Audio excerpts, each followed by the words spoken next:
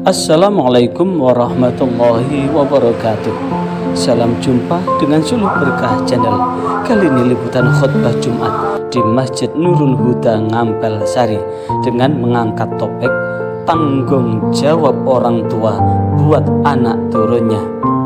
Sebelum Anda melanjutkan menonton channel ini, bagi Anda yang baru bergabung, jangan lupa subscribe, like, dan komen untuk keberlanjutan dari tali silaturahmi kita.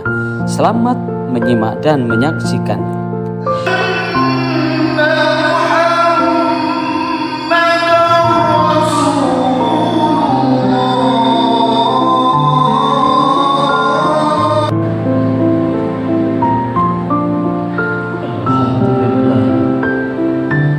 Alhamdulillahilladzi arsala rasulahu bil huda wa dinil haqq liyudhhirahu 'ala ad-dini kullihi wa kafaa billahi shahidan. Asyhadu an la ilaha illallah wahdahu la syarika lah wa asyhadu anna Muhammadan 'abduhu wa rasuluh. Allahumma salli wa sallim wa barik ala sayyidina Muhammad wa ala alihi wa ashabihi wa man irtada. Amma ba'd, fa ya ibadallah, usikum wa iyaya bittaqwallah, faqad fazal muttaqun.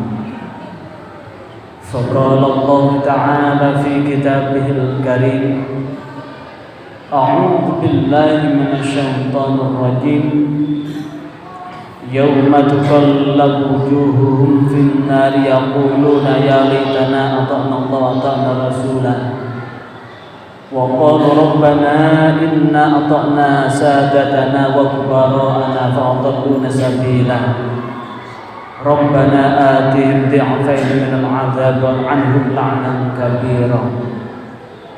Ma'asyiral muslimin wa zumratal mu'minin rahimakumullah. Mari dalam waktu yang teramat singkat ini, marilah kita senantiasa berwasiat tentang pentingnya menjaga dan meningkatkan ketakwaan kita kepada Allah, kepatuhan untuk melaksanakan apapun yang telah menjadi perintah Allah, dan meninggalkan apapun yang telah menjadi larangan Allah, sehingga mudah-mudahan dengan ketakwaan ini Allah betul-betul membentangkan jaminan keselamatan buat hidup dan kehidupan kita, istri kita, dan anak turun kita, baik di dunia maupun di akhirat. Ma'asyiral muslimin wa zumratal mu'minin rahimakumullah. Pada kesempatan yang teramat singkat ini, saya akan mengangkat topik tentang tanggung jawab orang tua dan tuntutan anak ketika teledor dalam pendidikan anak. Ma'asyiral muslimin wa zumratal mu'minin rahimakumullah. Berkaitan dengan pentingnya pendidikan ini, Allah Subhanahu wa ta'ala telah mengingatkan kita semua di dalam Al-Quran surah An-Nisa ayat 9. A'udzu billahi minasyaitonir rajim. Wal yakhshal ladzina law taraku min khalfihim dzurriyyatan dhi'afan khafu falyattaqullaha wa yaqulu qawlan sadida. Di ayat ini Allah betul-betul menegaskan wal yakhshal ladzina law taraku, hendaklah orang-orang takut, khawatir, lautaraku, andaikan mereka semua meninggalkan min khalfihim, di belakang mereka, dzurriyyatan dhi'afan, anak-anak yang lemah. Anak-anak yang lemah, anak-anak yang bukan hanya lemah mentalnya, tapi yang paling prinsip adalah lemah masa depannya, baik di dunia maupun di akhirat. Sehingga ketika anak-anak yang menjadi amanah ini, karena sesungguhnya ma min mauludin illa yuladu alal fitrah, tidak ada satu bayi pun yang dilahirkan kecuali fitrah bersih, Sehingga apabila anak ini meninggal saat bayi, maka dia akan menjadi wildan mukhalladun, anak yang kekal, anak yang menghuni surga kekal, karena dia tidak membawa dosa, tidak membawa noda. Tapi karena sesungguhnya Allah masih ngasih kesempatan buat anak-anak kita, hingga anak kita tumbuh menjadi anak, menjadi remaja, menjadi dewasa, dan kemudian menjadi tua. Dan saat anak-anak kita sudah beranjak dewasa atau sudah memasuki rumah tangga, kemudian kita meninggalkan mereka, maka kehidupan ini adalah proses. Namun jika proses ini tidak dijalankan dengan baik, maka tidak tertutup kemungkinan anak kita akan berada di dalam jalan kesesatan, sehingga menyebabkan ancaman yang menanti di akhirat, dilemparkan ke dalam neraka. Maka apa yang terjadi ketika anak-anak kita dilemparkan ke dalam neraka? Maka sebagaimana Allah tegaskan di dalam Al-Quran surah Al-Ahzab ayat 66 sampai 68, A'udzu billahi minasyaitonir rajim. Yauma tuqallabu wujuhuhum fin nar yaquluna ya laitana ata'na wa ata'na rasulan. Pada hari tuqallabu, dibolak-balikan wujuhuhum, wajah mereka, finnar, di dalam neraka, yaquluna, mereka semua menjerit, ya laitana, andaikan celakalah kami, andaikan kami dulu itu ata'nallaha, taat kepada Allah, wa ata'na rasulah, dan taat kepada Rasul Allah, maka sungguh tidak akan dilemparkan, tidak akan dibolak-balikkan wajah kami di dalam neraka ini. Penyesalan tinggallah penyesalan. Namun ketika mereka semua dilemparkan ke dalam neraka, wajah mereka dibolak-balik di dalam neraka, sementara masuknya neraka mereka itu bukan karena semata-mata kesalahan mereka, tapi karena kesalahan orang tua di dalam rangka memasukkan pendidikannya. Orang tua lebih menuntut kemajuan-kemajuan keduniaan, tapi mengabaikan pendidikan agamanya. Orang tua hanya menuntut bagaimana anak nanti bisa bekerja, tapi tidak dituntut bagaimana anak nanti menyembah Allah. Sehingga dia terperosok dalam kehidupan dunia. Karena sesungguhnya pesan Luqmanul Hakim bahwa dunia ini adalah laksana seperti samudra yang luas dan dalam, dan banyak orang yang tenggelam di dalamnya. Maka saat anak-anak kita tenggelam dalam kehidupan dunia ini, sehingga tidak bisa menjadikan dirinya dalam masa depan yang selamat, maka mereka yang dibolak-balikkan dalam neraka itu, waqalu, mereka semua meminta kepada Allah, Rabbana, wahai Tuhan kami, inna atokna, sesungguhnya kami sudah taat sadatana, kepada sayyid kami, wa kubara'ana, dan pembesar kami, fadalluna, dan mereka semua telah menyesatkan kami, sabila, dari jalan Allah. Maka ketika mereka merasa disesatkan dari sayyid, dari pembesarnya, siapakah mereka itu yang disebutkan itu?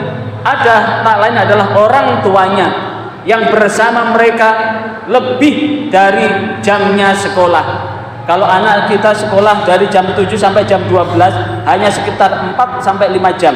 Maka selebihnya 19 jam atau 20 jam anak-anak kita bersama dengan kita dan berada di lingkungan kita.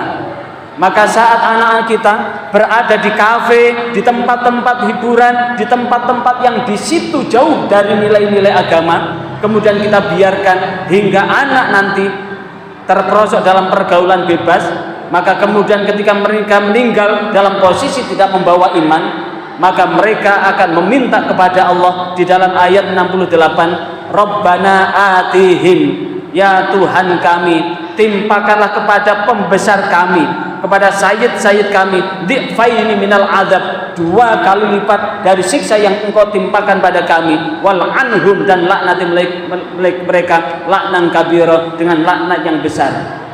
Ini yang kemudian menjadikanlah kenapa saat Nabi Yakub alaihissalatu wassalam, saat Nabi Ibrahim alaihissalatu wassalam ketika mendekati usia uzur, apa yang dipesankan oleh Nabi Ibrahim, apa yang dipesankan oleh Nabi Yakub? sebagaimana diabadikan di dalam Al-Qur'an surah Al-Baqarah ayat 132, a'udzubillahi minasyaitonirrajim wa wassa biha Ibrahim banihi wa Yaqub, dan wasiatlah dengannya Ibrahim pada anaknya, begitu pula dengan Nabi Yakub, ya bunayya innallaha astafa lakumuddina fala tamutunna illa wa antum muslimun. Wahai anakku, sesungguhnya Allah telah memilihkan kepadamu agama, maka jangan sekali-kali kamu mati kecuali kamu semua menjadi seorang muslim. Apa maknanya? Kepasrahan untuk menghambakan diri kepada Allah dalam kebaikan-kebaikan yang ditata oleh Allah, dalam kebaikan-kebaikan yang telah diatur oleh Allah. Maka kata kunci pertama yang menjadi wasiat kita kepada anak-anak kita, boleh anak kita sekolah, tapi jangan abaikan pendidikan agamanya. Boleh dimanapun kita menitipkan anak, tapi yang pertama yang kita lihat adalah adakah di sekolah itu ada pendidikan agama. Tidak sedikit orang tua yang hanya mengejar prestasi pendidikan umumnya, dan tidak sedikit kemudian memasukkan di lembaga pendidikan yang jelas-jelas bukan pendidikan Islam. Hal ini bisa dilihat di lembaga pendidikan non-muslim yang ada di Sidoarjo ini. Berapa persen siswanya yang ada di situ? Lebih dari 50% adalah anak-anak orang Islam. Maka sungguh jikalau kemudian ini yang menjadi pilihan, kemudian anak kita sampai murtad gara-gara di tempat pendidikan itu, sampai murtad gara-gara dia salah pergaulan, maka yang dituntut pertama kali adalah orang tua. Maka jika dipilih, misalkan di Nurul Huda ini, di sebelah utara ada MI Nurul Huda, maka pilihan adalah pilihlah yang di situ mengajarkan agama. Jika tidak terjangkau, maka pendidikan agama itu adalah tanggung jawab yang paling besar ada pada orang tua. Karena kesempatan anak itu 20 jam bersama orang tua, bersama guru hanya sekitar 4 atau 5 jam saja. Sehingga jikalau kemudian anak-anak nanti celaka, jangan salahkan gurunya, tapi salahkan diri kita orang tua. Kenapa kita tidak membimbing mereka di jalan yang benar? Maka mudah-mudahan di penghujung bulan Juni ini akan masuk bulan Juli, di mana bulan Juli ini akan masuk tahun pelajaran baru dengan menggunakan kurikulum merdeka yang betul-betul membimbing potensi anak-anak secara merdeka untuk menggali sumber belajar secara merdeka. Maka merdekanya ini bukan hanya merdeka untuk bebas, tapi manusia akan bertanggung jawab atas kemerdekaan itu. Dan bisa diberi tanggung jawab atas kemerdekaan itu, maka tuntutan terbesar adalah pada diri kita para orang tua. Kenapa kita tidak membimbing dengan benar? Maka mudah-mudahan masuk tahun ajaran baru 2024 dan 2025 ini nanti kita akan mampu membimbing anak-anak kita tetap berada di jalan yang benar, jalan yang Allah ridhoi, hingga mudah-mudahan doa kita semua, mudah-mudahan kita, istri kita, anak kita, laki-laki maupun perempuan, serta keturunan kita semua, mudah-mudahan senantiasa ditakdirkan oleh Allah, tetap ditakdirkan menjadi orang yang soleh-solehah, patuh taat kepada Allah, ahli ibadah, ahli haji, ahli umrah, ahli ilmu, ahli kebajikan, dan selamat hidup kita baik di dunia maupun di akhirat dari ancaman api neraka, baik neraka dunia maupun neraka akhirat. Dan mudah-mudahan kita dikumpulkan Allah di dalam surganya Allah bersama orang-orang yang Allah ridhai. A'udzubillahi minasyaitonirrajim. Bismillahirrahmanirrahim. Wal 'asri innal insana lafi khusrin illalladzina amanu wa 'amilus solihati wa tawassaw bil haqqi wa tawassaw bis sabr. Barakallahu lakum fil Qur'anil azim wa nafa'ani wa iyyakum bima fi minal ayati wa dzikril hakim. Aqulu qouli hadza astaghfirullahal azim innahu wal ghafurur rahim.